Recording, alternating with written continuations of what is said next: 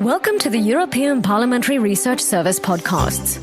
In this podcast, we'll talk about how the Commission aims to better manage carbon cycles within the EU, from carbon as a raw material to carbon emissions, with a view to not only slashing our emissions, but also moving towards a more sustainable and circular economy. With the adoption of the climate law, the EU committed itself to reach climate neutrality by 2050 and to deliver negative emissions thereafter. But that's easier said than done. To do so, carbon emissions must be significantly reduced and any remaining greenhouse gas emissions, especially from hard-to-abate sectors such as agriculture, transport and some industrial processes, balanced and subsequently exceeded by natural sequestration of CO2 or technological removals. That's why in December 2021, the Commission presented its communication on sustainable carbon cycles, outlining various ideas to reduce our economy's demand on virgin fossil-based carbon resources and ensure that less CO2 is released into the atmosphere or removing CO2 that's already there. This would reduce the atmospheric greenhouse gas concentration and thereby its warming effect. Let's hear the Executive Vice President for the European Green Deal, Frans Timmermans. To reach climate neutrality in 2050, we need emissions cuts as well as sustainable solutions for removing and recycling carbon. Part of the answer is in renovation and in technologies we're developing for the future, and part of it is in the nature-based solutions which are already available. Now, the Commission looks at carbon cycles and processes to manage these in three ways: use, removal, or storage of carbon or carbon dioxide. Each of these contains diverse approaches that are currently at different stages of implementation. But let's take a closer look. Did you know that over half of the carbon we use still comes from fossil sources? Ensuring circularity by recycling or reusing carbon feedstock sourced from waste streams, sustainable biomass or carbon capture in products, or substituting fossil-based carbon with renewable carbon sources through innovation could reduce the overall demand for virgin fossil-based carbon. And help cut greenhouse gas emissions. Here's Lieselot Jensen from the European Parliamentary Research Service. The EU economy requires roughly 1 billion tons of biogenic or fossil carbon.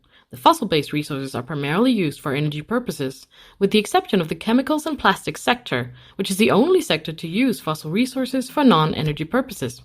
That's why the Commission has set the target that at least 20% of the carbon used in chemical and plastics products should be from sustainable non-fossil sources by 2030. Next to increasing carbon recycling and reuse, the Commission also wants to upscale carbon farming as a business model, promoting practices on natural ecosystems that increase carbon sequestration.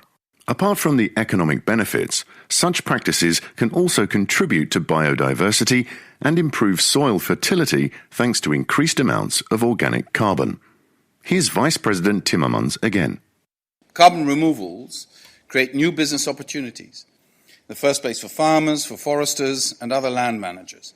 They can benefit from a new source of income in exchange for rolling out carbon farming practices and for storing carbon in soil, trees, shrubs, wetlands, peatlands. These practices are also great for nature and for the sustainability of our food supply. According to the Commission, carbon farming initiatives should contribute to the increase of Europe's natural carbon sinks by 42 million tons of CO2 equivalent by 2030. The Commission's communication on sustainable carbon cycles also promotes known technological solutions to capture carbon at source and store it permanently, or to ensure its sustainable use in closed cycles. This could foster new industrial value chains for the sustainable capture, transport and storage or recycling of carbon emissions.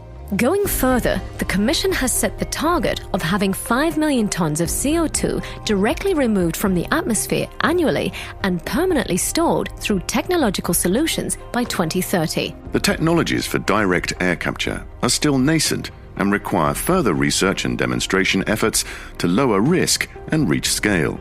Capturing CO2 directly from the atmosphere using direct air capture, or using biomass, which has sequestered CO2, to produce bioenergy, combining both technologies with permanent carbon storage for the captured emissions, could help deliver negative emissions and stabilize our planet's temperature.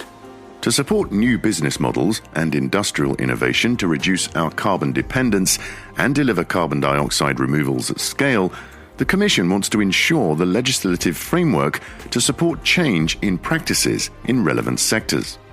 And to boost investments in carbon capture and storage, as well as the necessary cross-border infrastructure to transport CO2 for recycling or permanent storage. But carbon removals need to be reliable to give the desired effect. That's why, before the end of this year, the Commission will propose a European certification scheme based on scientifically robust requirements for transparent measurement, monitoring and verification of carbon removals.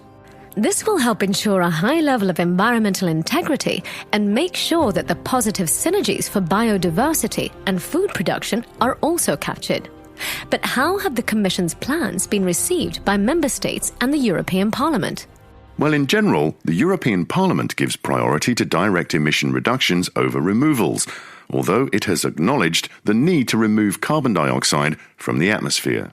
As for Member States, they warned of the need to take an integrated approach to carbon farming, as agriculture emits not only CO2, but also other greenhouse gases, such as methane and nitrous oxide.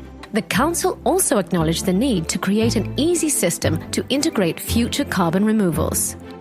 Want to know more? Check out Liselott Jensen's full policy brief on the EPRS website or in our app. This is European Parliamentary Research Service podcast. Thanks for listening.